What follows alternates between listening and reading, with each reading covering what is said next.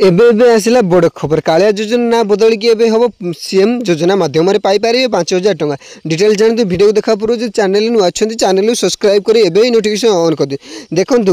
जुलाई मास 25 तारीख में बसी राज्य बजेट रे माने मोहन सरकार मैंने घोषणा कर सब नुआ नुआ स्कीम देखु सब ना परिवर्तन आहार केन्द्र ना परिवर्तन बीएस कार्ड ना परिवर्तन सेमती कालिया योजना परिवर्तन देखो कालिया योजना एवं हवा जाऊँगी सीएम योजना मध्यम सीएम योजना मध्यम आपण मैंने पाइपर 5,000 टंका देखो चाषी मानक गोटे बहुत बड़ खुशी खबर कहीं समस्त को डाउट था कहीं कालिया योजना बंद हो पूरा पूरी नोटिफिकेशन आसी जाइए सीएम योजना मध्यम पाइपर 5,000 टंका चाषी मैंने देखु बीएस कार्ड एवं परिवर्तन हो गोपबंधु जन आरोग्य